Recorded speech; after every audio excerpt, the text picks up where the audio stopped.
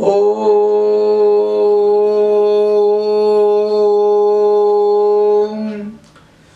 శ్రీ మహాగణాధిపతయే నమః.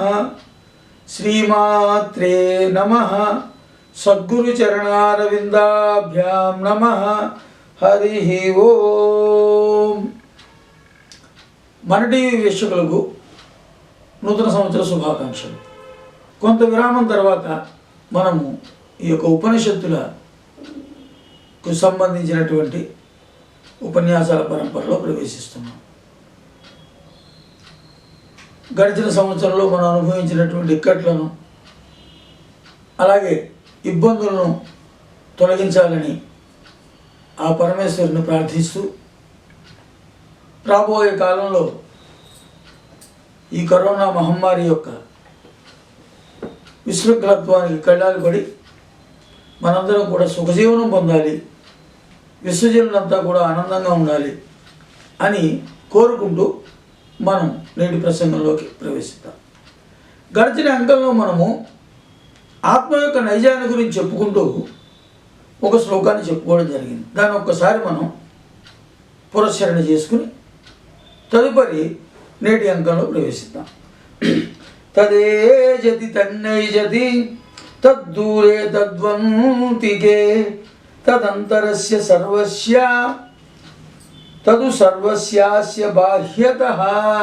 ఇది కొద్దిగా టిపికల్గా ఉంటుంది, ఒక ప్రహేళిక మాదిరిగా, కానీ దీనిలో చాలా విస్తృతమైనటువంటి అర్థం ఉన్నది. అదొక్కసారి క్లుప్తంగా చూసుకుందాం. ఆత్మ యొక్క నైజాన్ని గురించి చెప్తూ ఈ ఉపనిషత్తు ఋషి ఏం చెప్తున్నారయ్యా అంటే, అది చెలిస్తుంది, చెలించదు. అంటే రెండు రకాల వ్యవస్థలు కూడా దానిలో ఉన్నాయి. అలాగే అది దూరంగానూ ఉంటుంది, అది సమీపంగానూ ఉంటుంది. అలాగే అది అన్నింటి లోపల ఉంటుంది, అన్నింటికి బయట ఉంటుంది. ఎలాగట? ఇక్కడ లోక వ్యాపారాలన్నిటికీ కూడా ఆధారభూతం ఆత్మ. ఈ విషయాన్ని మనం పదే పదే చెప్పుకోవడం జరిగింది. ఈ ఆత్మ చెలిస్తుంది. ఎలాగా? ఆత్మ అనే స్థితిలో సర్వత్రా వ్యాప్తి చెంది ఉంటుంది కాబట్టి అది చెలిస్తున్నట్టుగా భావించాలి. అంతేగాక సర్వత్రా అది ఉంటుంది కాబట్టి అది స్థిరత్వంగా ఉన్నట్టు లెక్క. అన్ని చోట్ల ఉంది, అందుచేత అది స్థిరత్వం, చలనం లేనటువంటిది. కానీ అన్నిటిలోనూ ఉన్నది కాబట్టి వ్యక్తిలోనూ వస్తువులోనూ ఏ రకమైనటువంటి వ్యవస్థ అయినప్పటికీ కూడా ప్రతి దాంట్లోనూ ఉంది కాబట్టి అది చెలుస్తున్నట్టుగా భావన చేస్తూ ఉన్నారు. అంతేకాక ప్రతి ఒక్కరిలోనూ ఆత్మ నెలకొని ఉంది కాబట్టి అది అత్యంత సమీపంగా ఉన్నట్టు అని భావించాలి. ఇక అది మనం గ్రహించలేని పరిస్థితి. మనలో ఆత్మ ఉన్నది, కానీ ఆత్మదర్శనం చేసుకునేటువంటి వ్యవస్థ మనకి తెలియదు. మనలో ఉన్నప్పటికీ అది చాలా సుదూరంగా ఉన్నట్టు లెక్క. ఎవరైతే ఆత్మావలోకనం చేసుకోగలుగుతారో, అంతఃప్రయాణం చేయగలుగుతారో వారికి ఆత్మానుభూతి కలుగుతుంది. అందుచేత సామాన్యులకు అది దూరంగా ఉన్నట్టే లెక్క. అలాగే ఈ ఆత్మ అంటే భగవంతుడిని ఆత్మ అనుకున్నాం. ఆ భగవంతుడు అనేటువంటి స్థితిలో ఈయన అన్నిటి బయట ఉన్నాడు, అన్నిటి లోపల ఉన్నాడు. అంటే పరమేశ్వరుని యొక్క అనుభూతి మనకి మనతో సహా ప్రతి జీవకోటిలోనూ అలాగే స్థావరాల్లోనూ కూడా కనబడుతుంది. ఈ రకంగా అన్నిటికీ లోపల ఉన్నట్టు, అన్నిటికీ బయట ఉన్నట్టు. ఇది ఆత్మ యొక్క నైజం. మరి ఇక్కడ ఆత్మానుభూతి ఎలా ఉంటుంది, దాని యొక్క ఫలితం ఎలా ఉంటుంది అన్న దాని గురించని ఈ అంకంలో మనం విస్తృతంగా చర్చించుకుందాం. ఇక్కడ మనం చూసినట్లయితే ఈ రెండు శ్లోకాలు వాటి యొక్క భావము వ్యాఖ్యానం విన్నట్లయితే నేడు మనం ఈ ప్రపంచంలో ఎదుర్కొంటున్నటువంటి అనేక సమస్యలకు సమాధానం దొరికినట్టే. అనేక రకాలైనటువంటి వ్యవస్థలో మనం చిక్కుకుని ఉన్నాం. రకరకాల వైషమ్యాలు, భేదభావములు, శత్రుత్వములు, నీది నాది, నీవు వేరు నేను వేరు, నీ వస్తువుని నా వస్తువును నువ్వు పాడు చేసావు అందుకని నీ వస్తువును నేను పాడు చేస్తాను, ఇలాంటి రకాలైనటువంటి ఒక శత్రుభావన అలాగే భేదభావన అన్నీ కూడా నేటి సమాజంలో నెలకొని ఉన్నాయి. దాని పర్యవసానమే నేడు జరుగుతున్నటువంటి ఈ విచ్ఛిన్న కార్యక్రమాలు.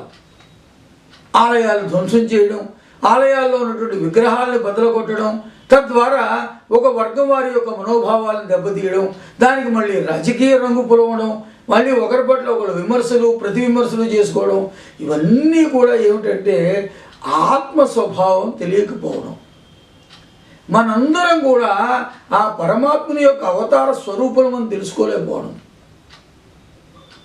ఎప్పుడైతే మనకి నాలో ఉన్నది ఆత్మ, అది భగవత్ స్వరూపము, ఎదుటి వ్యక్తిలో ఉన్న ఆత్మ అది కూడా భగవత్ స్వరూపము, అలాగే స్థావరంగా ఉన్నటువంటి ఆ వస్తువులు, అది విగ్రహం కావచ్చు లేదా ఒక వస్తువు కావచ్చు, మనం నిత్యం ఉపయోగించేటువంటి ఒక పనిముట్టు కావచ్చు, ప్రతిదాని యందు కూడా ఆత్మ ఉన్నది అన్నది మనకి ఇంతకు ముందే వ్యక్తమైంది కదా. ఇప్పుడు ఆ అనుభూతిని మనం ఎలా పొందుతాము, దానికి తగినటువంటి ఫలితం ఎలా ఉంటుంది అన్న దాని గురించి మనం చర్చించుకుందాం. ఈ ద్వైతీ భావనలన్నిటికీ కూడా మూల కారణం ఏమిటంటే మన యొక్క భావనలో ఉన్నటువంటి ఆ యొక్క భేదం మాత్రమే అని మనం గ్రహించాలి. ఆ భేదము భావనలో ఉన్నది తప్ప స్థితిలో లేదు అన్న విషయాన్ని గ్రహించడానికి సంబంధించినటువంటి ఆ యొక్క విషయాన్ని మనకి ఈ 2 శ్లోకాలు కూడా మనకి వ్యక్తం చేస్తూ ఉన్నాయి. ముందుగా మనం 6వ శ్లోకంలోకి వెళదాం. ఏం చెప్తున్నది అది? యస్తు సర్వాణి భూతాన్యాత్మన్యేవానుపశ్యతి సర్వభూతేషు చాత్మానం తతో న విజుగుప్సతే. ఇక్కడ ఎలాగట దీని అర్థం ఎంత చక్కగా చెప్తున్నారయ్యా అంటే, ఎవరు సకల జీవరాశులను ఆత్మలోను, ఆత్మను సకల జీవరాశులలోనూ దర్శిస్తాడు, అతడు ఎవరిని ద్వేషించడు. ప్రాబ్లం క్లోజ్ అయిపోయింది ఇక్కడే.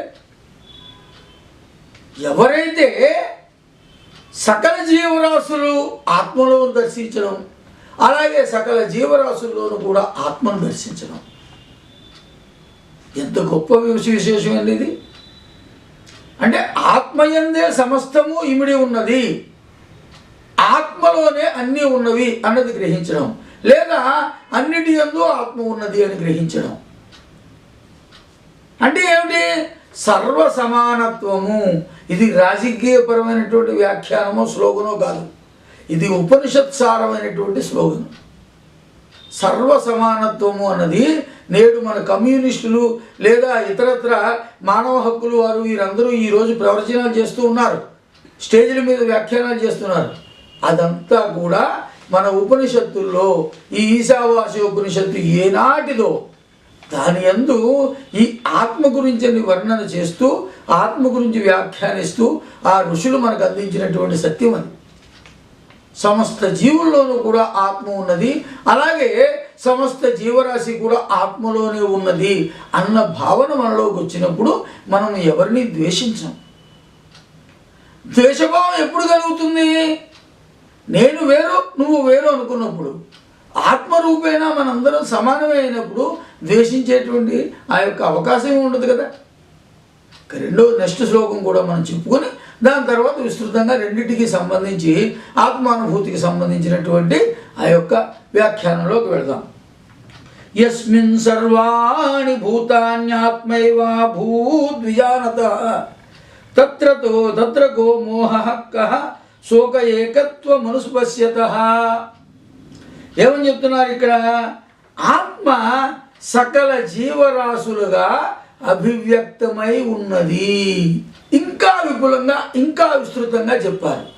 ఆత్మ అనేటువంటిది ఒక ఇన్ఫినైట్, దాని యొక్క పరిస్థితి ఇది, ఈ పరిమాణంలో ఉంటుంది, ఇంత విస్తృతంగా ఉంటుంది, ఇంత వైశాల్యం కలిగి ఉంటుందని చెప్పేది కాదు. అది ఒక అనంతమైనటువంటి స్వరూపం. ఆ అనంత స్వరూపం ఎలా ఉన్నది? సకల జీవరాశులుగా అది అభివ్యక్తమై ఉన్నది. అంటే మనం ఉన్నటువంటి జీవరాశులు ఏవైతే ఉన్నాయో సమస్త జీవరాశులు, అలాగే స్థావరములైనటువంటి ప్రకృతిలో ఉన్నటువంటి ఇతర వస్తువులు అన్నిటికీ కూడా అన్నిటి రూపంలో ఆత్మయే అభివ్యక్తమై ఉన్నది. ఈ శరీరాలు, ఈ రూపాలు ఇవన్నీ కూడా ఒక రకంగా చెప్పాలంటే ఉపాధి అని చెప్పాలి. ఎందుచేతనంటే మనం ఊదేటువంటి ఒక బుడగని తీసుకుందాం, గాలి బుడగ. గాలి బుడగ యందు గాలి ఉన్నది. కానీ ఆ బుడగకి సంబంధించిన రబ్బర్ ఏదైతే ఉందో సర్ఫేసు, అది కనుక లేకపోతే గాలి దాని యందు ఉంటుందా? మనం ఊదినప్పుడు ఆ బుడగ యందు గాలిని మనం ఊదుతాం కాబట్టి ఆ ఊదిన సందర్భంలో ఈ గాలి ఆ బుడగలో బంధింపబడి ఉంటుంది. అది ఒక ఉబ్బుగా కనబడుతుంది. ఆ ఉబ్బుగా కనబడేది శాశ్వతం అంటే కాదు. అదే రకమైనటువంటి గాలిని వేరొక బుడగలో కూడా ఊదుతాం. గాలిలో తేడా లేదు. కానీ మనం దేని యందైతే ఆ గాలిని ప్రవేశపెడుతున్నామో ఆ వస్తువు యందు దాని స్థితిలో మార్పు ఉంది.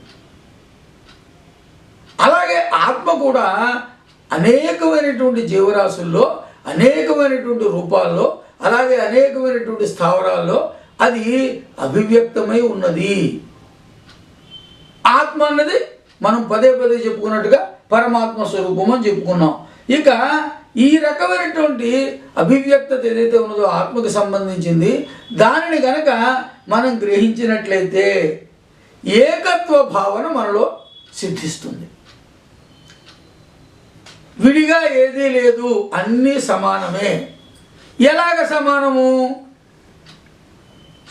సమస్త జీవకోటి కూడా ఆత్మ అనేటువంటి ఒక విస్తృతమైనటువంటి ఒక వస్తువు లేదా ఒక పరమాత్మ అనేటువంటి భావన, అది అన్నిటా అభివ్యక్తమై ఉన్న కారణం చేత దేనిలోనూ కూడా భేదభావం లేదు. అన్నిటిలోనూ కూడా ఏకత్వము అనేటువంటి భావన ఉన్నది. ఆ ఏకత్వం అనేటువంటి భావన ఏర్పరచుకున్నటువంటి వ్యక్తి ఎవరైతే ఉంటారో ఆయనకి ఇంకా మోహం ఎక్కడుంటుంది? ఏదైనా ఒక వస్తువు పట్ల కానీ, వ్యక్తి పట్ల కానీ, వ్యవస్థ పట్ల కానీ మోహం ఎప్పుడు ఏర్పడుతుంది? తను వేరు, అవతల ఉన్నటువంటి వ్యవస్థ వేరు, లేదా అవతల ఉన్నటువంటి అనుభూతి వేరు.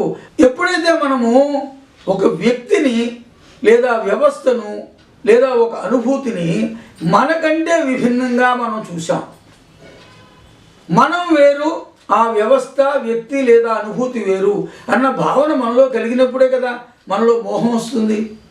మనకన్నా అందంగా ఉంది, మనకన్నా ఐశ్వర్యవంతులు, మనకన్నా విశేషమైనటువంటి సౌకర్యాలు, సంపదలు ఉన్నాయి, ఈ రకంగా మనం ఎప్పుడైతే ఆలోచిస్తూ ఉంటామో అప్పుడు ఆ విభిన్నత, వివిధత మనలో ఏర్పడుతుంది. అది మన ఏకత్వ భావం నుంచి మనం దూరం చేస్తుంది. అప్పుడు మోహం ప్రవేశిస్తుంది. అలా కాకుండా ఈ ఆత్మానుభూతి ఏదైతే ఉన్నదో సమస్త జీవరాశుల యందు ఆత్మ ఉన్నది, అలాగే సమస్త జీవరాశులు ఆత్మ యందు ఉన్నాయి. సమస్త జీవరాశుల యందు కూడా ఈ ఆత్మ స్వరూపము అభివ్యక్తమై ఉన్నది అనేటువంటి ఈ యొక్క అభిప్రాయాన్ని, భావనని మనలో మనం ఎప్పుడైతే పెంపొందించుకోగలుగుతామో అప్పుడు ఏమవుతుంది? మనకి ఏ రకమైనటువంటి మోహము ఉండదు, అంతేకాక ఏ రకమైన శోకము ఉండదు. చెప్పడానికి సులభంగా ఉంటుంది, కానీ ఇక్కడ అనుభవించేటప్పుడు మాత్రం మానవ సహజమైనటువంటి ఉద్వేగాలకి మనము కొన్నిసార్లు లోబడుతూ ఉంటాం. అయితే ఆ తాత్వికాలుగా ఉన్నటువంటి ఉద్వేగాన్ని మనం ఎక్కడికక్కడ విసర్జిస్తూ శాశ్వతత్వం అనేటువంటి ఆత్మానుభూతిని పొందడానికి ప్రయత్నం చేయాలి. అదే ఈ శ్లోకాల్లో ఉన్నటువంటి ఒక విస్తృతమైనటువంటి అర్థం. ఏమని చెప్తున్నారు? మనం ఏం చేస్తూ ఉంటాం? ఏదైనా మనకు అయిష్టం. ప్రతిరోజు మనం తినేటువంటి ఆహారంలోనే చూద్దాం. కొంతమందికి కాకరకాయ అంటే ఇష్టం ఉండదు, కొంతమందికి గుమ్మడికాయ అంటే ఇష్టం ఉండదు, కొంతమందికి తోటకూర అంటే ఇష్టం ఉండదు. ఇలాగా అయిష్టాలంటూ ఉంటాయి. ఆ అయిష్టాలను మనం ఏం చేస్తాం? ద్వేషిస్తూ ఉంటాం. అంతేకాక ఈ కాకరకాయ అనే వస్తువులో మంచి పోషక విలువలు ఉన్నాయి, ఈ తోటకూరలో అన్ని పోషక విలువలు లేవు అనేటువంటి ఒక విభేదాన్ని మనం రెండింటిలోనూ చూడటం మొదలు పెడతాం. అందువల్ల ఏమవుతుంది? మనకి ఒక ప్రీతి ఏర్పడుతుంది మనకి ఇష్టమైన వస్తువుల పట్ల, అలాగే ఇష్టం లేని వస్తువుల పట్ల ద్వేషభావం ఏర్పడుతుంది. అంతేకాక మనం కోరుకున్నది ఏదైనా మనకి లభించలేదు. ఉదాహరణకి ప్రతి వారు కూడా అనేక రకాలైనటువంటి కోరికలతో ఉంటూ ఉంటారు. అది ఉద్యోగపరమైన కావచ్చు, వ్యాపారపరమైన కావచ్చు, దైనందిక జీవనంలో మనకి కలిగేటువంటి అనుభూతుల పరంగా కూడా కావచ్చు. అది మనకు లభించకపోతే, ఆ యొక్క కోరిక మనకి తీరకపోతే మనలో దిగులు ఏర్పడుతుంది. అలా కాకుండా ఆత్మానుభూతిని ఎవరైతే ప్రాప్తించుకున్నారో వారికి ఆత్మ సర్వత్రా ఉన్నది, ఆత్మయందు సర్వము ఉన్నాయి, అలాగే ఆత్మయే సర్వముగా అభివ్యక్తమై ఉన్నది అన్నటువంటి ఈ మూడు అంశాల యొక్క భావన ఏర్పడినప్పుడు మనకి ఈ మోహం రావడానికి కానీ లేదా ఏ రకమైనటువంటి ద్వేషభావం కలగడానికి కానీ శోకము లేదా దిగులు కలగడానికి కానీ అవకాశం ఉండదు. అది మనం గ్రహించాలి. అంటే ఏమిటి? ఏకత్వ సాధన అన్నది కేవలము మాటల్లోనే కాకుండా మన యొక్క వ్యవహారంలో కూడా రావాలంటే ఈ యొక్క విభిన్నతని మన మనసులోంచి దూరం చేసుకోవాలి. ఆత్మపరంగా ఒక ఏకత్వానుభూతిని మనం పొందడానికి ప్రయత్నించాలి. ఇక్కడ ఈ ఆత్మానుభూతి లేదా భగవత్ సాక్షాత్కారం ఇవన్నీ చెప్పడానికి అవుతుందా? ఇలా ఉంటుంది అని దానికి ఒక రూపాన్ని మనం చిత్రించగలమా లేదా వర్ణించగలమా? లేదు. అది కేవలము కూడా ఒక ఆంతరికమైన అనుభూతి. అది ఎవరికి తెలుస్తుంది? ఆ ఆంతరిక ప్రయాణం చేస్తూ ఆత్మదర్శనం కోసం ప్రయత్నం ఎవరైతే చేస్తుంటారో అలాంటి మహానుభావులు ఎవరైతే ఉంటారో వారికి మాత్రమే అది గోచరమవుతూ ఉంటుంది. అది కూడా ఎలాగా? దృశ్య రూపంలో కాదు, అనుభూతి రూపంలో అది వారికి వ్యక్తమవుతూ ఉంటుంది. అంతేకాక ఇదంతా కూడా మన భావనలో ఉన్నటువంటి మార్పే తప్ప స్థితిలో మార్పు ఉండదు. ఉదాహరణకి 3 దశల్లో ఒక మానవుడు ఉన్నాడు. బాల్య దశ, యవ్వన దశ, వృద్ధాప్య దశ. బాల్య దశలో ఉన్న ఒక బాలుడికి లేదా బాలికకి ఆ సమయంలో ఒక వస్తువు పట్ల ఒక రకమైన మక్కువ, ఒక రకమైనటువంటి ప్రీతి కలుగుతుంది. అదే వస్తువు పట్ల ఒక యవ్వనస్తుడికి ఆ ప్రీతి ఉండదు, ఆ భావన ఉండదు.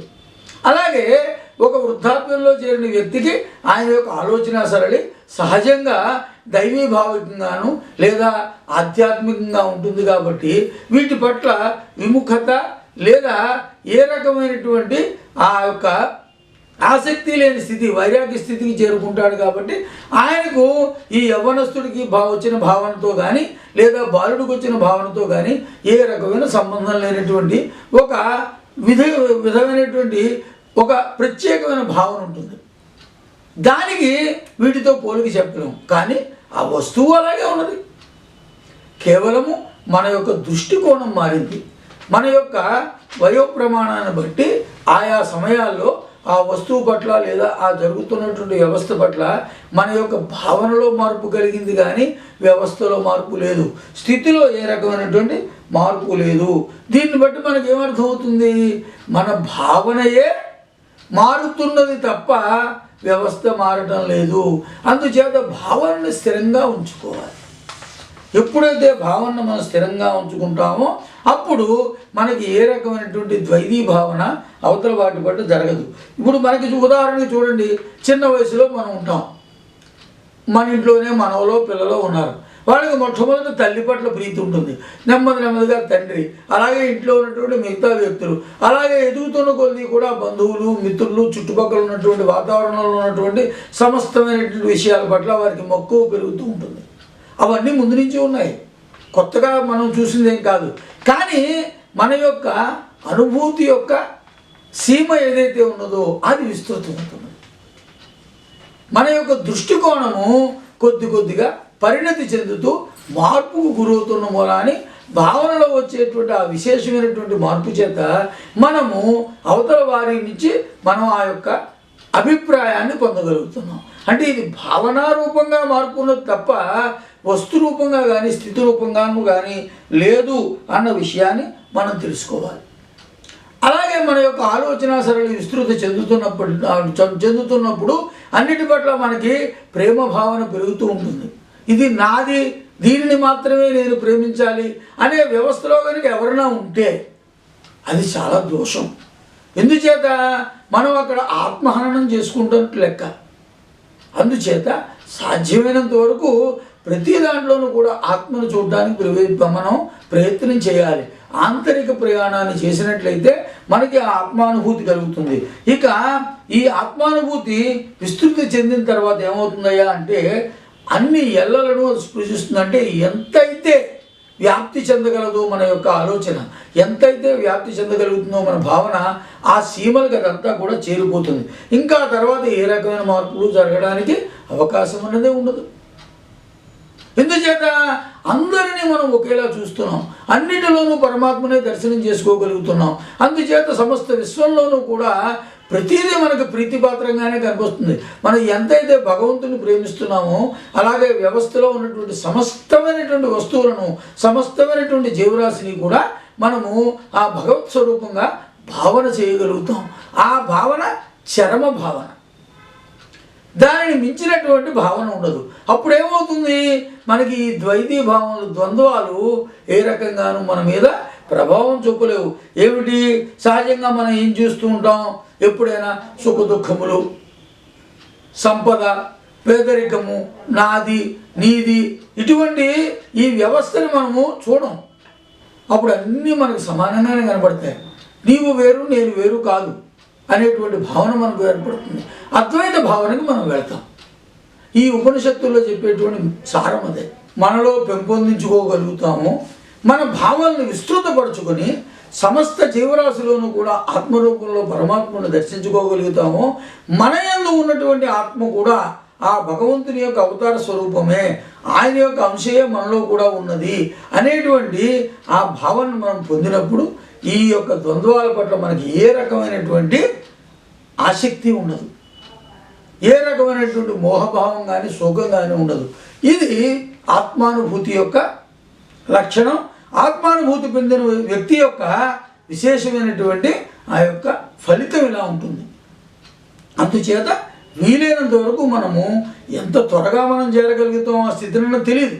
కొంతమంది అదృష్టవంతులు బాల్య దశలోనే అంత గొప్ప విశేషమైనటువంటి అద్వైత భావన కలిగి ఉంటారు. కొంతమంది దురదృష్టవంతులు జీవితం చర్మాంగానికి వచ్చినప్పటికీ కూడా ఈ యొక్క నాది నీది అనేటువంటి ఈ వ్యవస్థలో కొట్టుమిట్లాడుతూ ఉంటాం. అవసరమే, ప్రతిదీ అవసరం. ఎందుకంటే ఒక్కసారి ఈ ఉపాధి ఏదైతే ఉన్నదో, ఈ శరీర ధారణ మనం చేశామో, దాని యందు ఆత్మ ఉన్నప్పటికీ, అది పరమాత్మ స్వరూపం అయినప్పటికీ కూడా శరీర పోషణార్థము, లౌకిక జీవనార్థము కొన్ని విషయాలని మనం ఖచ్చితంగా తీసుకోవాలి. ఉదాహరణకి మనం ఎంతో ఆత్మానుభూతి కలిగి ఉన్నాం, అవతల వాళ్ళది మనలోనూ తేడా లేదు, అన్నీ మనవే, అందరూ మన వాళ్ళే అనుకుని మనం రైతు బజార్కి సంచి పట్టుకెళ్తే రూపాయలు ఇవ్వకుండా ఎవడు కూరగాయలు ఇస్తాడా? కిరాణా కొట్లోకి వెళ్తే వాడు రూపాయలు ఇవ్వకుండా సామాన్ ఇస్తాడా? ఇవ్వడు. అంచేత ఏమిటి, ధన సంపాదన కూడా ఈ శరీర పోషణకి, అలాగే ఈ లౌకికమైనటువంటి జీవనంలో మన మీద ఆధారపడిన వాళ్ళకి, మనం అనుకున్న వాళ్ళు భార్య పిల్లలు ఇత్యాది బంధుగణాన్ని వారిని సేవించడానికి, వారికి కావలసినటువంటి వస్తువులను సమకూర్చుకోవడానికి కూడా కొంత ధనం అవసరం. ఆ ధనాన్ని మనం సంపాదించడం కోసం మనం ఏదో ఉద్యోగం వ్యాపారం చేయడం అన్నీ. కానీ ఇవన్నీ కూడా మనం కేవలము ఆ లౌకిక పరిధిలోనే ఉంచాలి. ఆంతరిక పరిధిలోకి వెళ్ళేటప్పటికల్లా ఆత్మభావన ఉండాలి. మనకి గడ్డం గీసేటువంటి మంగలి ఎవరైతే ఉన్నాడో అతనిలో కూడా మనం ఒక ఆత్మదర్శనం చేసుకోగలగాలి. లేదా మన వస్త్రాలు ఇస్త్రీ చేసేటువంటి ఒక చాకలివాడు ఉన్నాడు, ఆయన యొక్క వృత్తిపరంగా ఆయన ఒక చాకలివాడిగా పనిచేస్తున్నాడు. కానీ లేని పక్షంలో అతనిలోనూ భగవంతుడు ఉన్నాడు. చిన్న ఉదాహరణ, మనం చేసుకోలేని పని ఆయన చేస్తూ ఉన్నాడు మన కోసం. అంటే ఏమి, మనకు ఆయన ఉపయోగపడుతున్నాడని అర్థం కదా. అందుచేత ఈ అనుభూతి అంతా కూడా ఆంతరికంగా వచ్చినప్పుడు మనం ఎవరిని చిన్నవాళ్ళుగా చూడం, దేనిని చిన్నగా మనం గ్రహించాం. అంతేకాక చిన్న ఉద్వేగాలకి మన యొక్క జీవితాలను బలి చేసుకోం. అందుచేత వీక్షకులు నేను కోరేది ఏమిటంటే, విస్తృతంగా దాని గురించి మీరు ఆలోచించండి, మీరు ఆంతరిక ప్రయాణం చేయండి. చర్చలు అనవసరం, సూచనప్రాయంగా మార్గదర్శకంగా ఎవరినైనా ఒక గురువుని కానీ లేదా ఒక మంచి గ్రంథాన్ని కానీ మీరు తీసుకుని దాని అందరి సారాంశాన్ని మీ మనసుకి ఎక్కించుకుని మీరు ఆత్మదర్శనం చేసుకోగలిగినట్లయితే ఆ అనుభూతి మనలో విశేషమైనటువంటి బలాన్ని పెంచుతుంది, విశేషమైనటువంటి విశ్వజనీయమైన ప్రేమను కలగజేస్తుంది. అప్పుడు ఈ రకమైనటువంటి వ్యక్తిగత విభేదాలు ఉండవు, ఈ విగ్రహాలు ధ్వంసం చేయడాలు ఉండవు, ఒకరి పట్ల ఒకళ్ళు ఉచ్చరించడానికి వీల్లేని భాషలో మాట్లాడుకునేటువంటి వ్యవస్థ ఉండదు. ముఖ్యంగా నేటి సమాజంలో కావలసింది ఈ ఉపనిషత్తులకు సంబంధించినటువంటి ఈ యొక్క భావాన్ని, ఆ యొక్క భావజాలాన్ని ప్రచారం చేయడం. తద్వారా కనీసం 1000లో 1 మార్పు వచ్చినా కానీ నెమ్మదిగా అది పెరుగుతూ ఉంటుంది. పెరగడం ద్వారా ఏమవుతుంది, కొంతకాలానికైనా మనలో ఒక మార్పు వస్తుంది. సమాజము చక్కగా ఒక దైవీ సమాజంగా మారుతుంది. ఒక ఆధ్యాత్మపరమైనటువంటి చింతనతో అందరూ కూడా విరాజిల్లుతారు. ఈ బాధలకి వాటికి అతీతం అవ్వగలుగుతారు. ఇంత గొప్ప విషయాన్ని మనకి అందించినటువంటి ఉపనిషత్తు ఋషికి శిరసా వందనం చేసుకుంటూ ఈ సారాన్ని మనం గ్రహిస్తామని భావన చేస్తూ స్వస్తి ప్రజాభ్య పరిపాలయంతాం న్యాయేన మార్గేణ మహిమహీష గోబ్రాహ్మణేభ్య శుభమస్తు నిత్యం లోకాః సమస్తా సుఖినో భవంతు. స్వస్తి.